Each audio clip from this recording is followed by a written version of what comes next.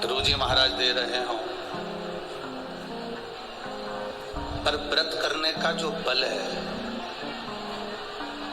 व्रत करने का जो आनंद है, व्रत करने की जो शक्ति है, शिव महापुराण की कथा कहती है वो शक्ति, चाहे हम विष्णु पुराण पढ़ें, भागवत पुराण पढ़ें, स्कंद पुराण, कूर्म पुराण, नर्मदा पुराण, जितनी भी पुराण है हम पढ़ रहे हैं, अगर हम उसको पढ़ते हैं तो आपको ज्ञात होगा कि उपास व्रत की साक्षी ध्रुव जी देते हैं, पर व्रत करने का जो बल है, व्रत करने की जो शक्ति है, व्रत करने की जो ताकत है, वो कोई दूसरा नहीं देता। व्रत करने की ताकत, शक्ति, बल मेरा देवाधिदेव महादेव प्रदान करता है, मेरा शिव देता है। बोल बम का नारा है, इतना धीमा बोलोगे तो कल्याण तुम्हारा है। जरा अच्छे से तो बोलो, बोल बम का नारा है, सारी समस्या का हल एक लोटा साक्षी भले ध्रुव जी ने दी हो,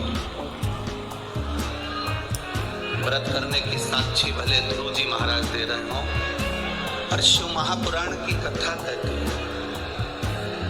हम नवरात्रि का व्रत कर रहे हो, हम एकादशी का व्रत कर रहे हो, हम प्रदोष का व्रत कर रहे हो, हम शिवरात्रि का व्रत कर रहे हो, हम महालक्ष्मी का व्रत कर रहे हो, हम चतुर्थी का व्रत कर रहे हो, इस सारे व्रत करने की जो बल है, इस सारे व्रत करने की एक शक्ति, एक बल हमको संपूर्ण जगत को जो प्राप्त होता है वो शिव जी से प्राप्त होता है। अगर हम शिव महापुराण की कथा को देखें तो माता पार्वती जी अपने तप को कर रही है। माँ जगज्जननी, माँ अम्बा, माँ जगज्जननी दुर्गा भवानी, अष्टभुजा धात्री माँ दुर्गा, माँ भवानी, माँ देवी,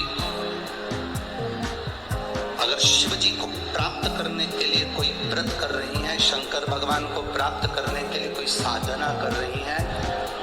भगवान को पाने के लिए कोई उपास कर रही हैं,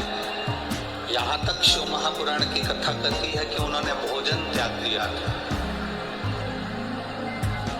जल त्याग दिया था, फल त्याग दिया था। शिव महापुराण की कथा कहती है केवल वृक्ष की पत्तियों को ग्रहण करती थी,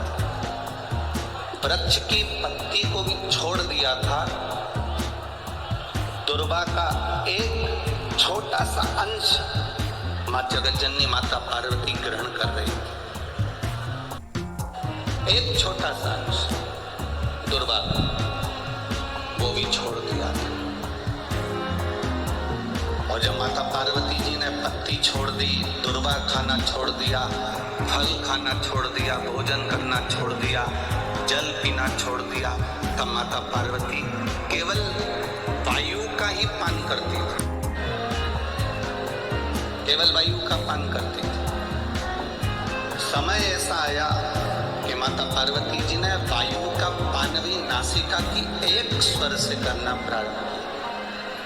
धीरे धीरे माता पार्वती जी ने वायु को भी अपने अंदर रोक लिया। तब देवाधिदेव महादेव पार्वती जी के सम्मुख में प्रकट हुए और शिव जी ने पार्वती को वर प्रदान किया। शंकर जी कहते हैं, सुनो पार्वती, तुमने मेरी आराधना करी है, तुमने मेरी साधना करी है, मेरी साधना इतनी बलवान तुमने करी, शक्ति प्रबल हो गई। पार्वती, आज मैं तुमको 2 वर देता हूं।